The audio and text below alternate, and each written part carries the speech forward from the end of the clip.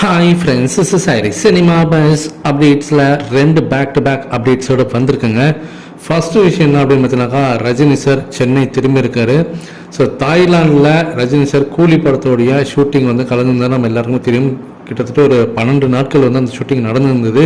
இந்த படத்தோடைய கிளைமேக்ஸ் காட்சிகள்லாம், அந்த சண்டை காட்சிகள்லாம் வந்து படமாக்கப்பட்டிருந்தது. ரஜினி சார் அங்கே ஷூட்டிங்கை முடிச்சுட்டு இன்று அதிகாலை பார்த்தீங்கன்னாக்கா சென்னை திரும்பி இருந்தார்.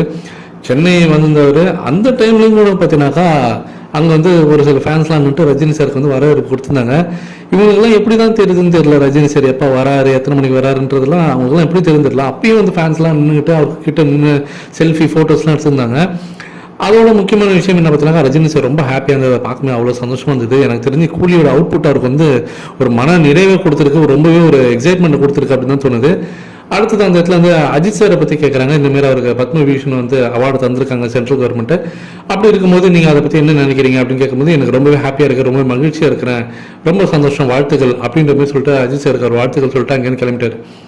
அடுத்தது 2வது முக்கியமான அப்டேட் என்னன்னாக்கா, சமீபத்தில் ஒரு படத்தோடைய ஃபங்க்ஷனில் கலந்துக்கிட்ட பிருத்திவிராஜ் அவர் வந்து பேசும்போது, லைக்கா நிறுவனம் என்கிட்ட வந்து கொஞ்சம் வருஷத்துக்கு முன்னாடி வந்து என்கிட்ட வந்து கேட்டிருந்தாங்க, ரஜினி சாருக்கு வந்து ஜெயிலர் படம் பண்ணியிருக்காரு, அடுத்தது நம்மளோட ப்ரொடக்ஷனில் வந்து ஒரு படம் பண்ண போகிறாரு, நீங்கள் ரஜினி சாருக்காக ஒரு கதை எழுதி தர முடியுமா, ஒரு படம் டைரக்ட் பண்ண முடியுமா? ஏன்னா பிருத்திவிராஜ் வந்து ஒரு 2-3 படம் நல்லாவே சூப்பரான படங்கள்லாம் கொடுத்துருக்காரு. ஸோ அவரை வச்சு ஒரு படம் பண்ணலாம் அப்படின்னு சொல்லிட்டு அவர்கிட்ட கேட்டிருக்காங்க.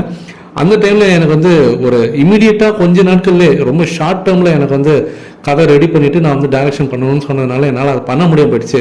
ஒரு நல்ல ஆப்பர்ச்சுனிட்டி, என்ன மாரி வளர்ந்து வரக்கூடிய டைரக்ஷன், அதை நான் நடிகர் ஓகே, பட் டைரக்ஷன் பொறுத்த வரைக்கும் நான் இப்போ தான் வளர்ந்து வந்துருக்கேன்.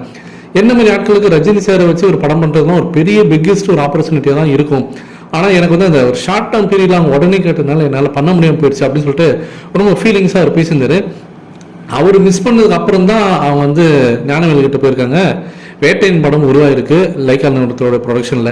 ஸோ நீங்கள் என்ன நினைக்கிறீங்க, ரஜினி சார் வேட்டையின் படம் நடிச்சது ஹாப்பியாக இருக்கா, இல்லை அதை விட்டுட்டு ஒருவேளை அந்த பிருத்திவிராஜோட டைரக்ஷன் படம் நடிச்சிருந்தாக்கா ஒரு பெரிய வெற்றி படமாக அதை அமைஞ்சிருக்குமா அப்படின்றது கீழ் சொல்லுங்க ஃப்ரெண்ட்ஸ்.